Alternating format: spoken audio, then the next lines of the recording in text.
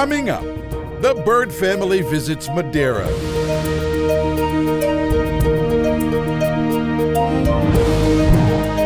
Welcome to Jonathan Bird's Blue World.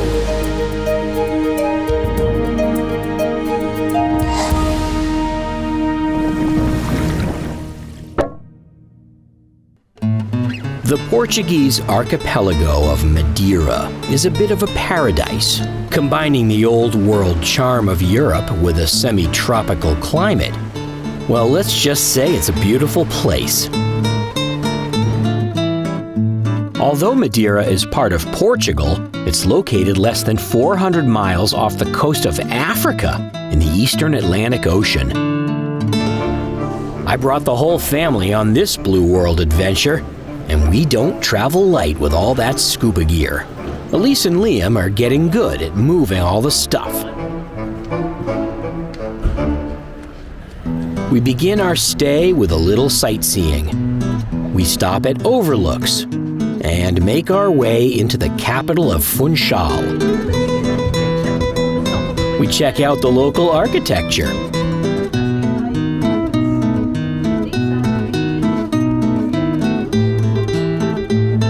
Picture-perfect harbors, and have lunch with a spectacular view. We check out the local vineyards where they grow grapes to make a world-famous dessert wine called, you guessed it, Madeira wine. So of course we need to try it. After lunch we have a tasting and learn a little about the unique way this wine is made. But they don't just grow grapes. Bananas are another important export. We go for an afternoon walk and find a waterfall dumping right out on a road.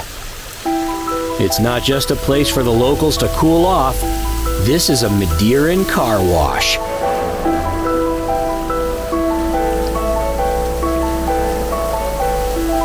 No charge. The next morning we meet Pedro Gomez, the owner of Scorpio Madeira Diving Center. He introduces us to João Martin, our dive master. Pedro and João are excited to show us some of the great things to see underwater here in Madeira, or as the locals say it, Madeira. With our fearless trip leader, Arlindo Serrao, we start putting the gear together.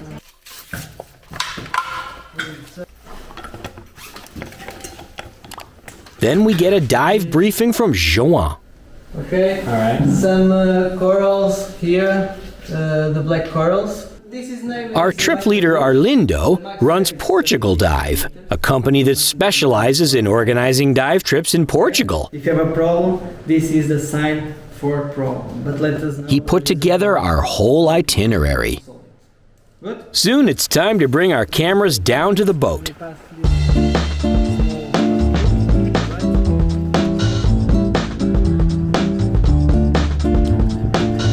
We're thrilled with glassy calm conditions.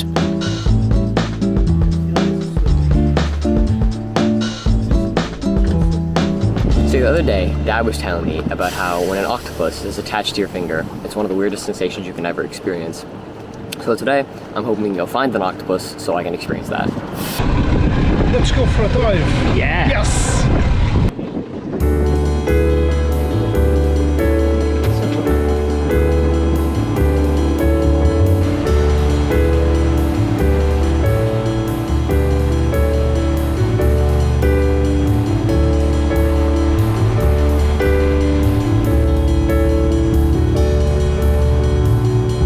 On our way to the dive site, we passed some curious-looking geological formations. So, I guess if you're roading, we need a geologist because we have a lot of questions about this geology. Is there a geologist on the boat? No, but I probably can tell you something. The vertical lines were lava flows that pushed through the rock. Then the whole side of the hill broke off and fell into the ocean, giving a cutaway view. Soon it's time to gear up and hit the water. Nice.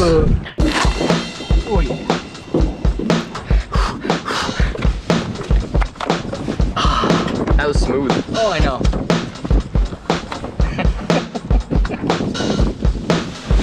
To enter the water, we all have our favorite method. I go for the backwards plunge. Liam prefers the giant stride. And Christine is taking it old school with a Jacques Cousteau back roll.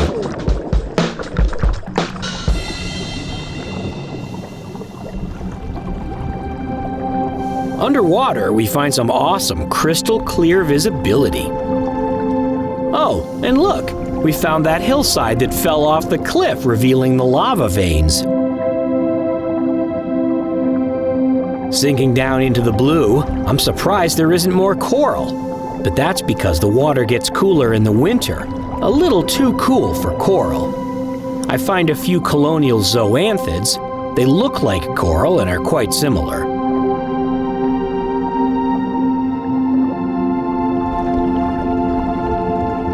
It's not too cool for fish.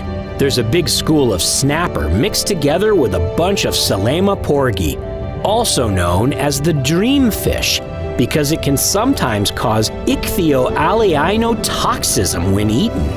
Ichthyoalliinotoxism, otherwise known as hallucinogenic fish inebriation, causes effects similar to LSD, including vivid auditory and visual hallucinations, which have been described as, quote, terrifying, and the effects can last more than a day. Note to self, fish are friends, not food. That fact kind of makes the sea stars, sponges, and a few fireworms seem a little boring in comparison.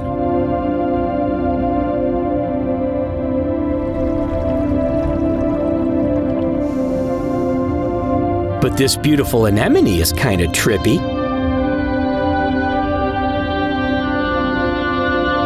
A lizardfish has a low tolerance for cameras. Joanne points out something in the rocks. It's a pair of arrow crabs, very similar to the ones in the Caribbean, but with a slightly different coloration. It's hard to lose Joanne with his pink fins.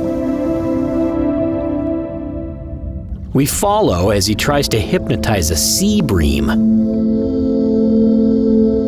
With no luck. Hunting around for other stuff, I come across the most brilliant and beautiful parrotfish I've ever seen. Red with yellow and gray, just like a Ferrari. The locals call them Mediterranean parrotfish, but that's boring. I can only imagine them as Ferrari parrotfish. Sadly, only the female is so colorful. The male is a dull gray. That must be the Porsche parrotfish. Soon, Liam pulls me away from the parrotfish because Joanne has found a small octopus. When I arrive, Christine is getting some close-ups. It looks pretty big in the close-up.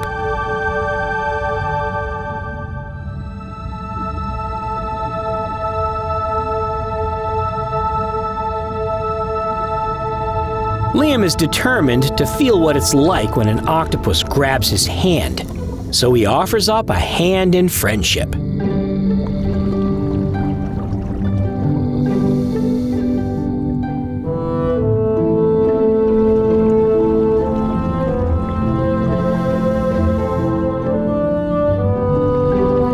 Naturally, the cephalopod is wary.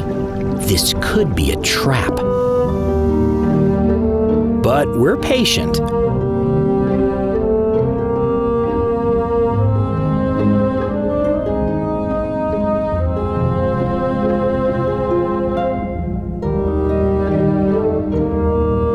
The octopus is very curious of this pale chromatophore challenged pentapus, but afraid to make the first move.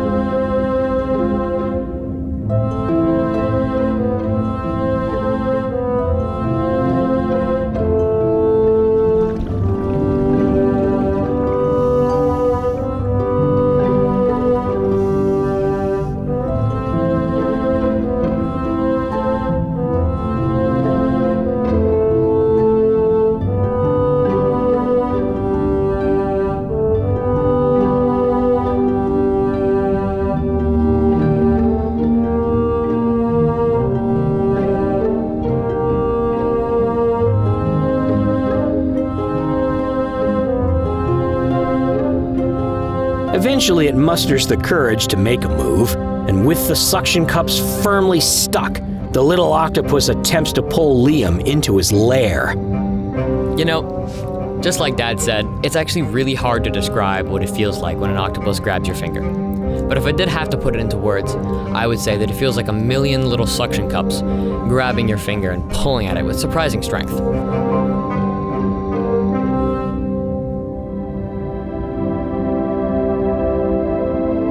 After the octopus gives up, I grab a few more shots until he decides to move on. Then it's time to head back to the boat.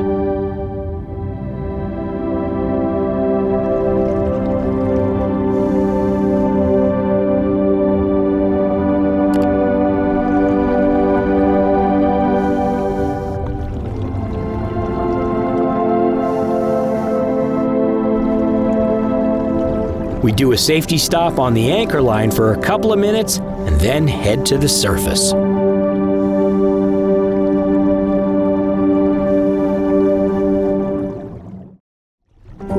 Most animals in the ocean are afraid of scuba divers. Let's face it, we make loud bubbles, and even the most graceful divers don't really look like they belong here. You can't really blame the marine life for keeping their distance. But every once in a while, an animal approaches some divers with curiosity and learns that divers mean them no harm. Sometimes that animal might even become an ambassador for their species. Like Elvis, the famous grouper of Madeira.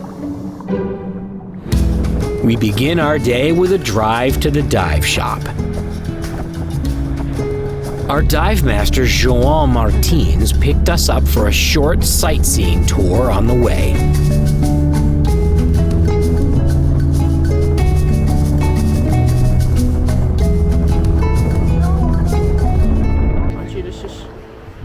With our fearless trip leader, Arlindo Sarau, we start setting up our gear for the day.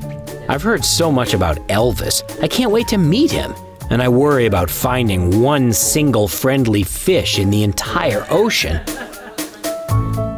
But you can't find him if you don't go look, so we set up the gear.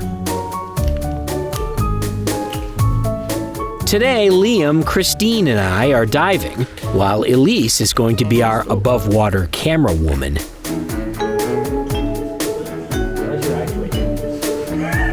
There. I am ready to go. Give him a minute. Work in progress. It's a slightly convoluted walk to the boat, but it's good exercise. I'm getting in my steps.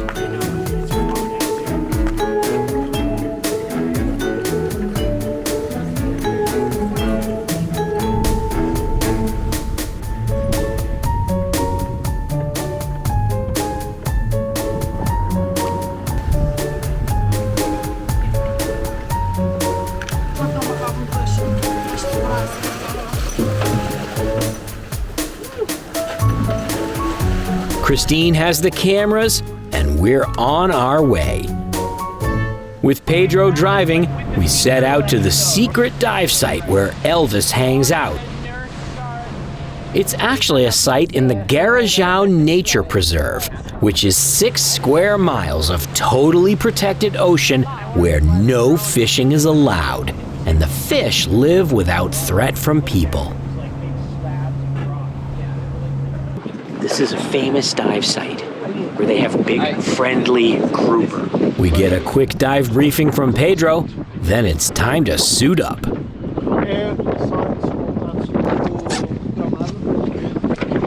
One. Oh yeah. If I didn't have this hair, I would have beat you.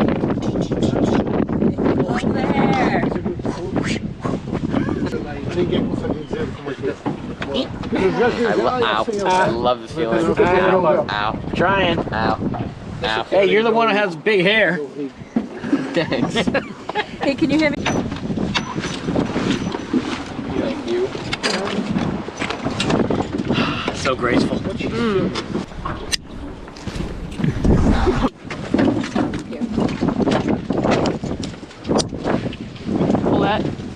pull it.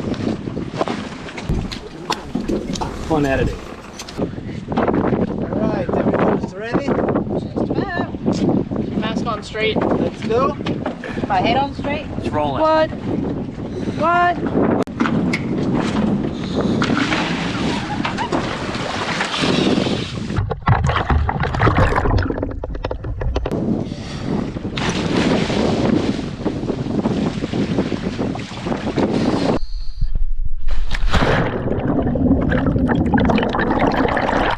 Once we hit the water, we discover some seriously good visibility. I don't know how far we can see, but it's way more than 30 meters. Down on the bottom, we find big volcanic rocks covered in fuzzy algae and lots of fish. It's amazing what you see when nobody's allowed to catch the fish. Liam finds a parrotfish.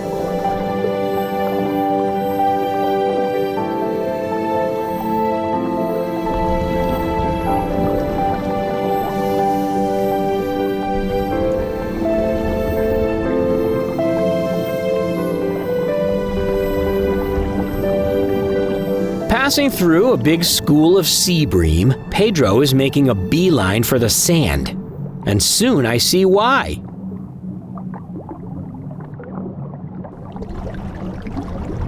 Elvis is just hanging out waiting for us.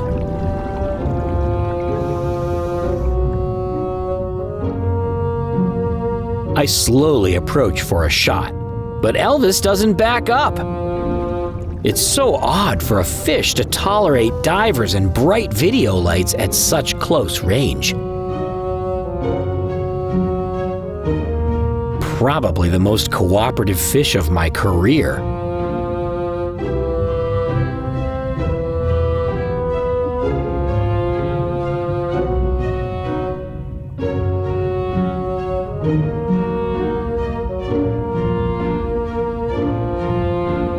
Liam comes in to have a look.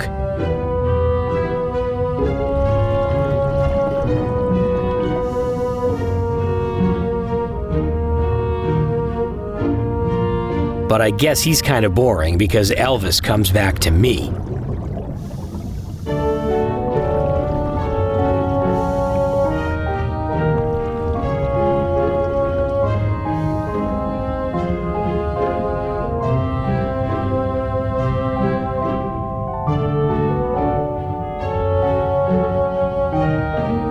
But when Liam pulls out his GoPro, Elvis definitely gets more curious. Maybe he likes to look at his reflection in the lens. Oh man, I look good. Elvis is a dusky grouper, the most common grouper species in the Mediterranean and in the waters around Madeira. In most of their range, dusky groupers have declined in number by 88% due to overfishing. But here in the Garajão Nature Preserve, Elvis is safe. This is why marine protected areas are so important for the health of the oceans. Pedro had told us that, like a puppy, Elvis likes a gentle rub on the head and chin.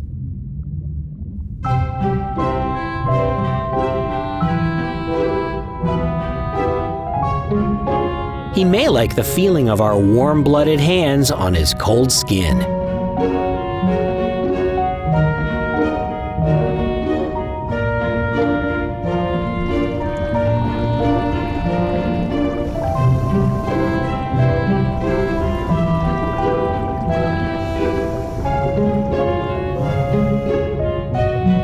Pedro demonstrates that he also likes to have his gums rubbed.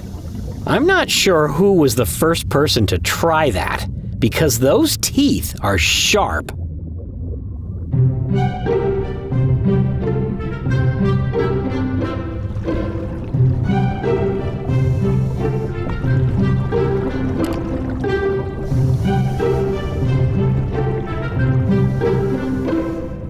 Soon our no decompression limits are approaching, so it's time to head up to shallower water.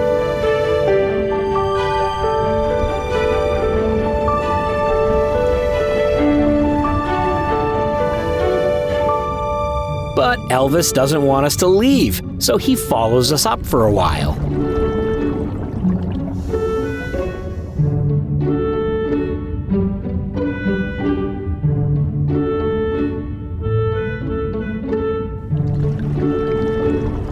He's a pretty cool fish.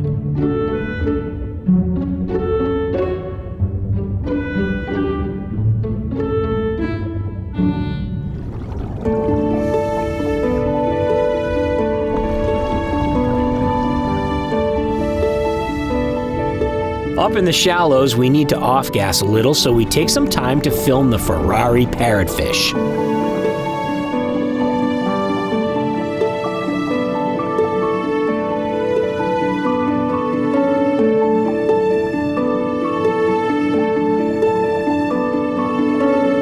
Then Liam films a school of striped sea bream.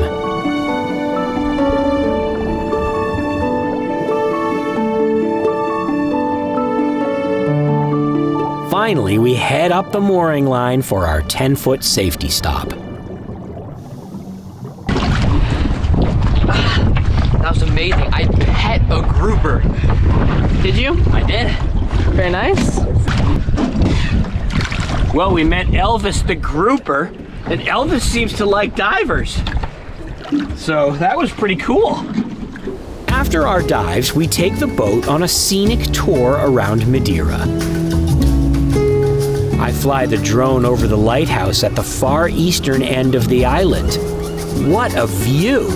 Then we head over to a great little pool, and Pedro's son Andre demonstrates his high dive skills. I chicken out. Too high for me.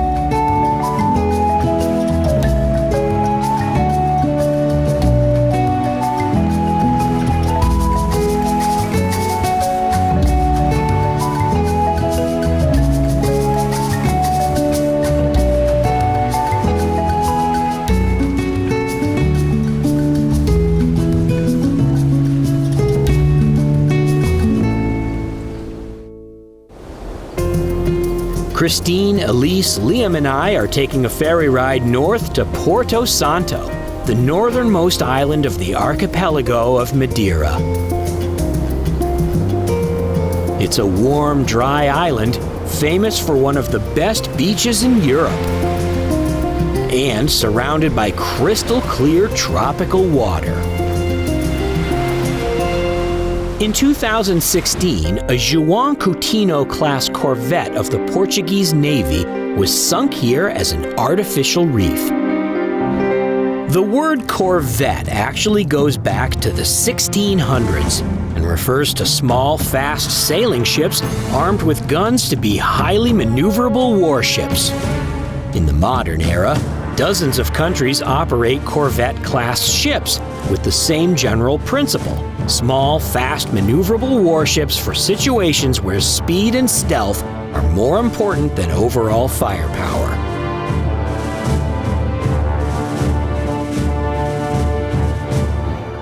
Our day begins at Raya Dive, located right in the harbor. We prep our gear at the shop.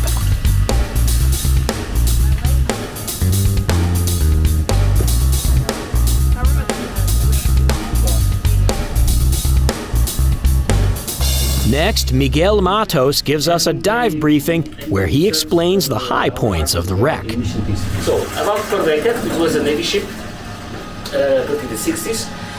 We are going to do 2 dives this morning as well. The first one will be these. Then it's off to the boat. We would never have found Porto Santo if it weren't for our trip leader, Arlindo Serrao from Portugal Dive. He specializes in organizing dive trips throughout Portugal. Soon we board the boat and head out for an adventure.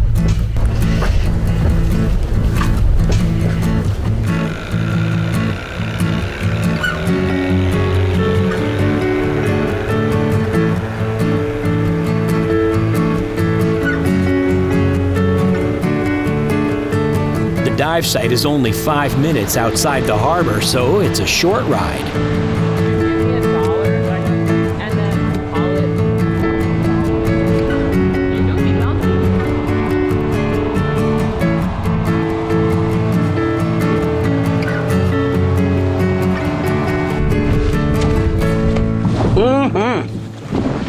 Love that feeling.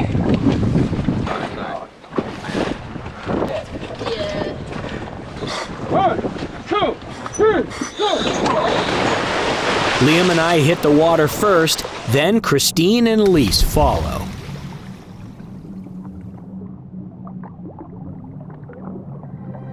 We can see the wreck clearly from the surface. The water is crystal clear. As we sink down to the wreck, which is 85 meters long, I realize that I can see all the way to the bow and the stern from the middle of the ship. This is seriously good visibility. We head to the bow first. It's covered in thousands of small, silvery fish and patrolled by a friendly grouper who comes right over to investigate us.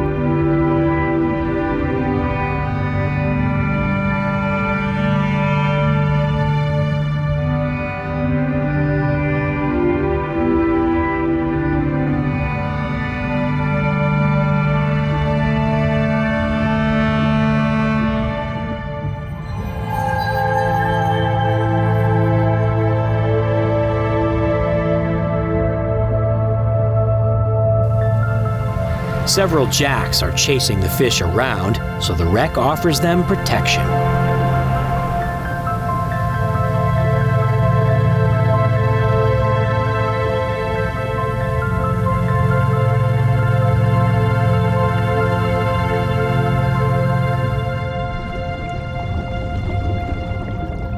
Christine and the kids decide to explore the forward hold.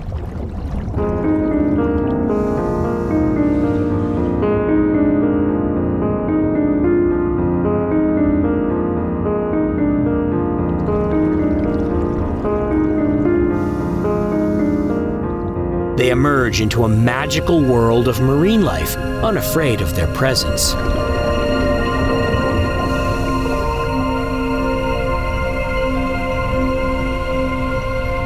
Liam and I head a little deeper into the ship, searching for the engine room.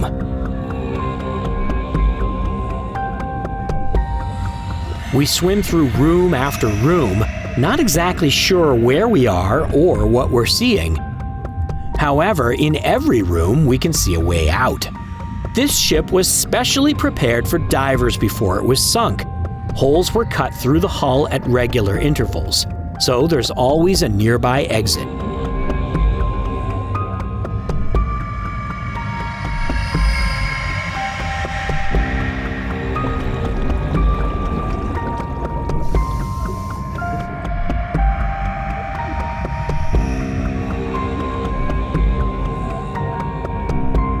Eventually, we find the bridge with the ship's helm and telephones for speaking to the engine room and other parts of the ship.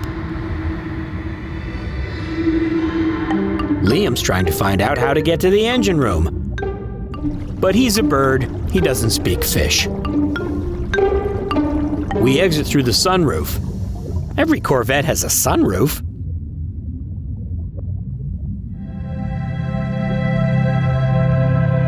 We hook back up with Elise and Christine to head towards the stern.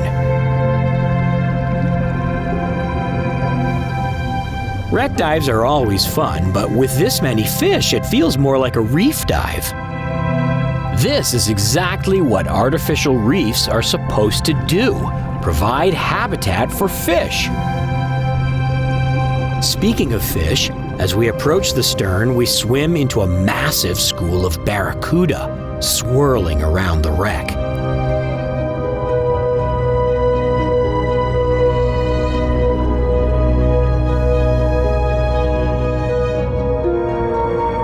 I can't begin to guess how many fish are in this school.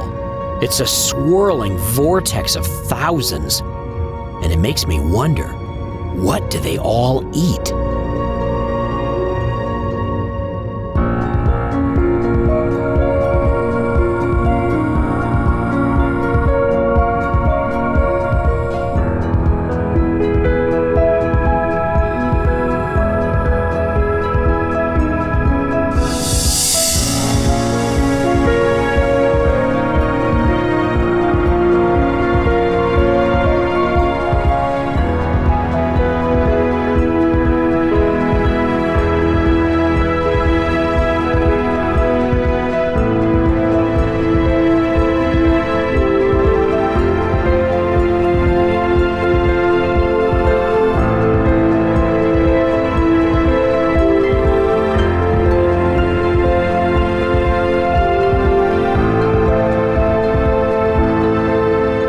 continue along the deck towards the stern.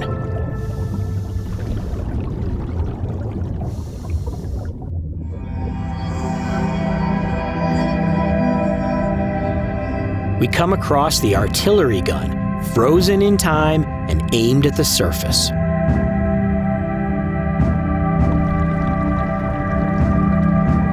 Liam decides to test out the gunner's position and takes a seat right behind the sight.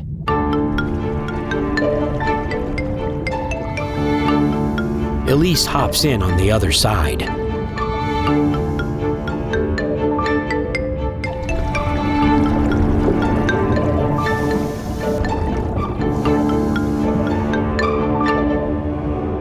We head back inside to find that engine room.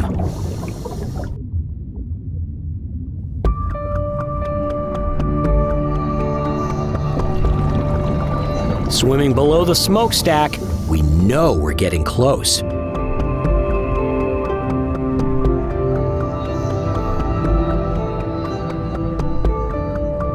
Wandering around, we find a sink.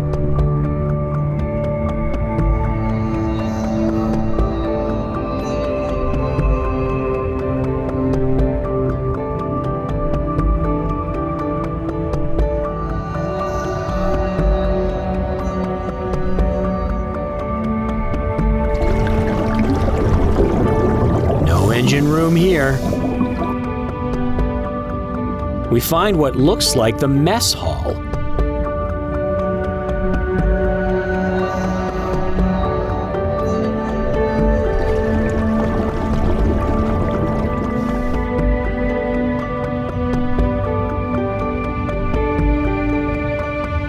I head on over for some chow, but all they have is fish. Then I notice a hatch in the floor, and it leads straight down to the engine room. There are two 12-cylinder engine blocks down here and a huge piston laid out on display. Liam comes over for a size comparison. That is one big piston. Our tanks are getting low, and it's time to start making our way back to the surface.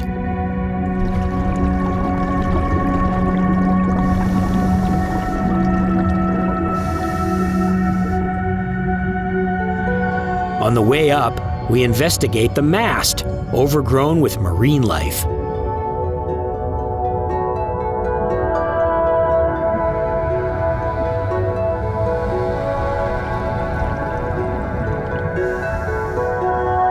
I can't resist swimming up the ladder and passing through the opening to the platform.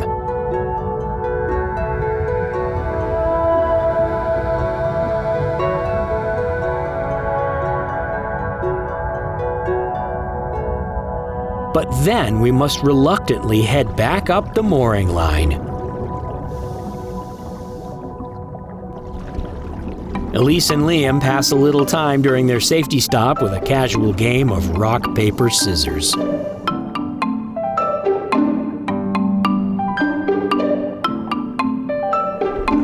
We watch our dive computers, and once we've completed the stop, we can head back to the boat.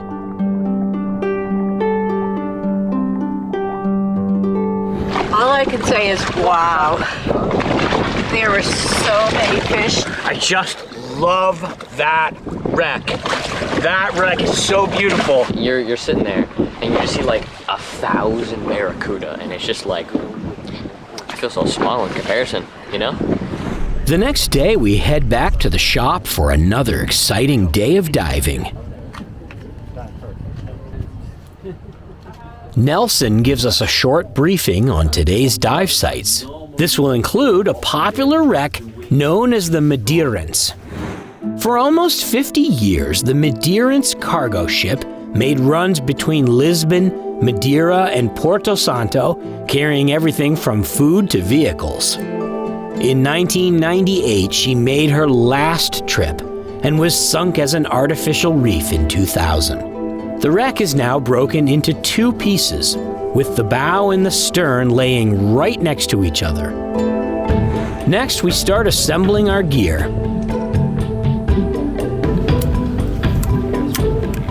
Since the wreck is down around 30 meters deep, we need to analyze the nitrox.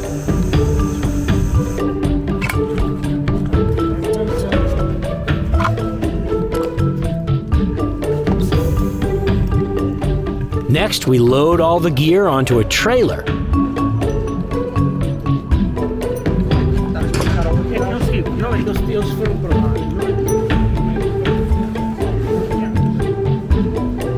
And while we walk to the boat with the cameras, the gear goes in style.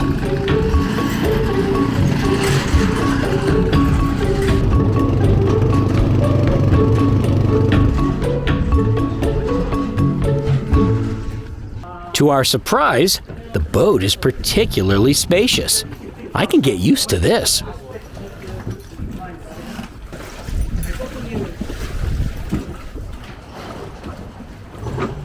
Miguel fires up the twin outboards and we're off.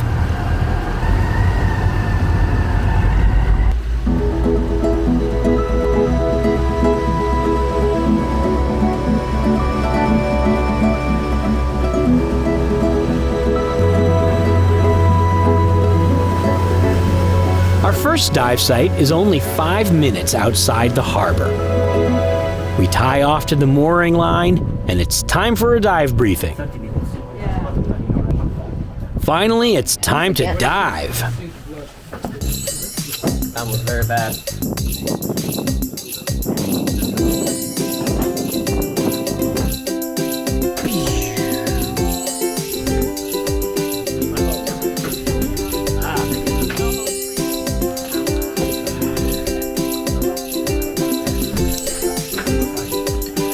Look at the drip. Just wait for the boys. They're so slow.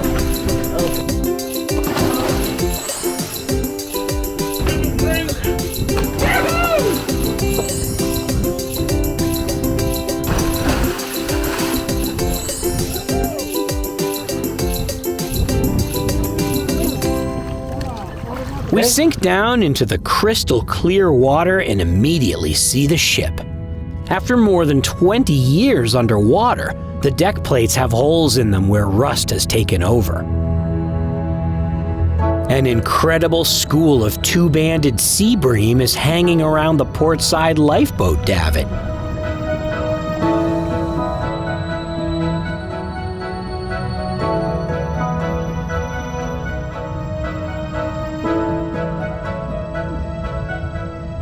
It's fun to swim through the second deck of the stern and imagine what the ship felt like when it was still afloat. Liam leads the way with his mom in pursuit.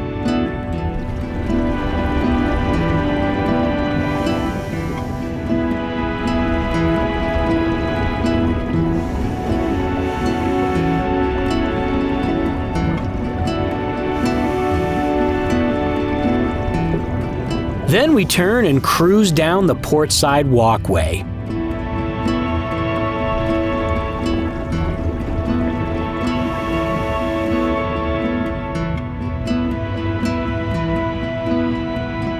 Turning to look inside one of the hatches, I can see what Miguel was telling us.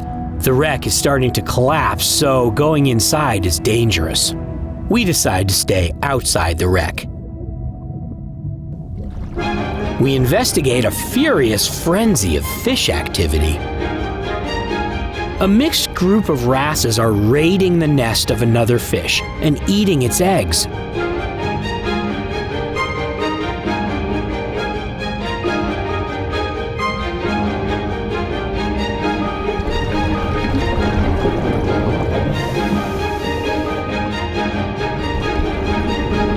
Next, we decide to swim over to the bow and check that out.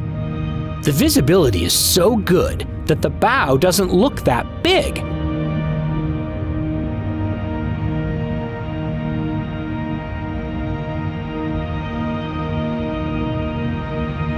But when we swim all the way out to the very front, we realize just how big it really is.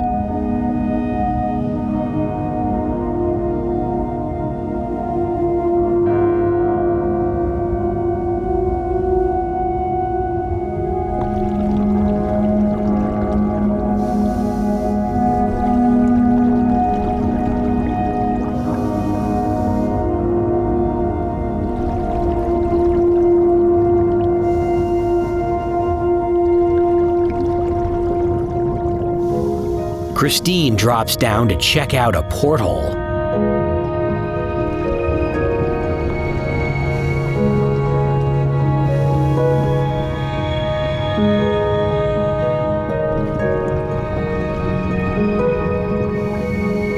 Then we start making our way back towards the stern.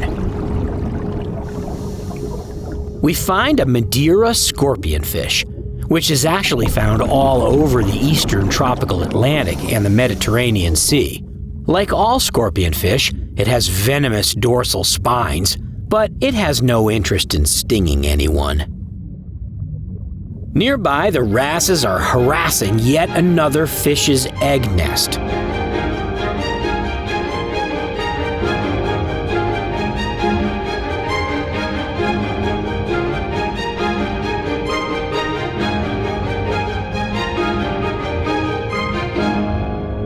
Back at the stern, we can see how the top deck is collapsing.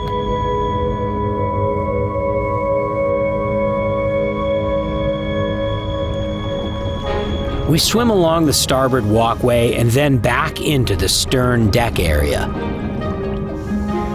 It's hard to explain why swimming around in a three-dimensional playground like this is so fun, but it brings out the kid in everyone, even medical doctor moms. I dreamed about doing stuff like this when I was Liam's age. I mean, I'm not saying he's spoiled or anything, but he kind of is.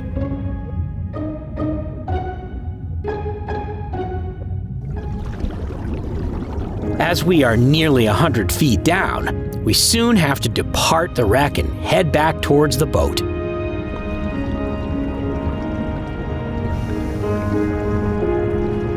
Liam stows his GoPro so he has both hands available for the mooring line.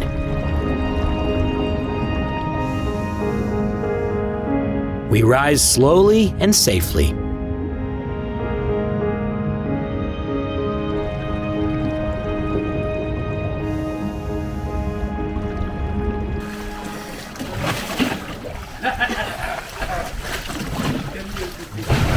During a surface interval, we give our bodies time to off-gas excess nitrogen, and Miguel moves the boat to a new site, close to Sima Island, an uninhabited rock that looks small on the map, but not so small compared to our boat.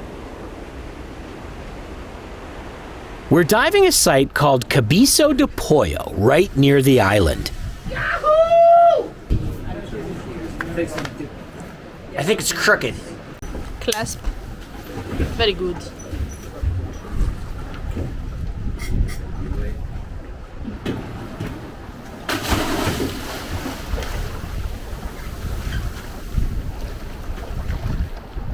We hit the water and follow Miguel down. We follow a channel in the rocks that leads to a school of fish, and they're beckoning us further.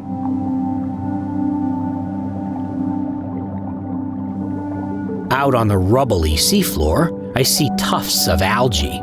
Miguel told us that this is new. They used to have millions of sea urchins that ate the algae, but a disease has wiped out the sea urchin population and the algae's going crazy. As if out of nowhere, all of a sudden a stingray appears. She is hunting, using her keen electrosensory system. Like a living metal detector, the stingray has tiny pores on the underside of her head that can detect the faintest electrical current created by living things, even when they're buried a few inches in the sand. I watch as the stingray carefully homes in on something hiding in the seafloor. And when she knows she's found something, the stingray starts working to extricate her meal.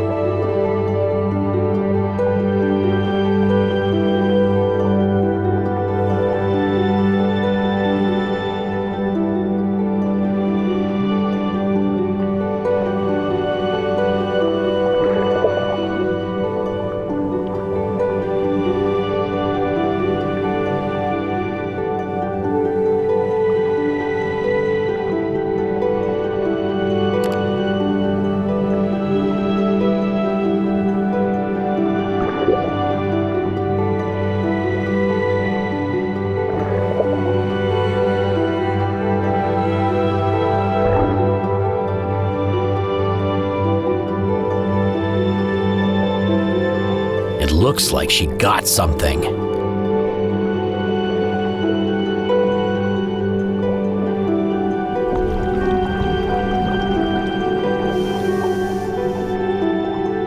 Once she swallows the meal, whatever it was, she turns and swims off. I follow behind to see what she might do next.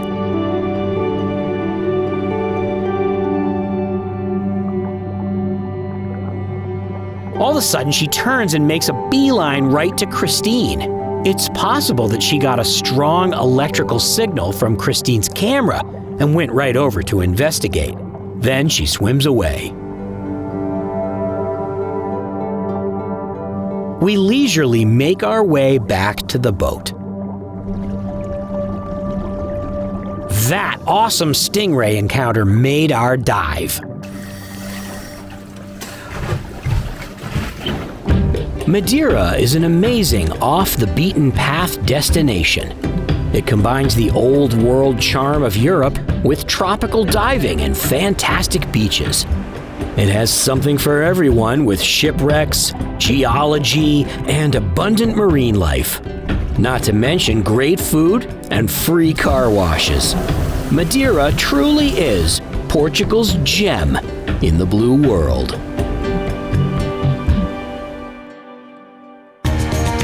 Hey guys, if you want to learn more about diving in Portugal, check out PortugalDive.com. They're the Portugal diving experts.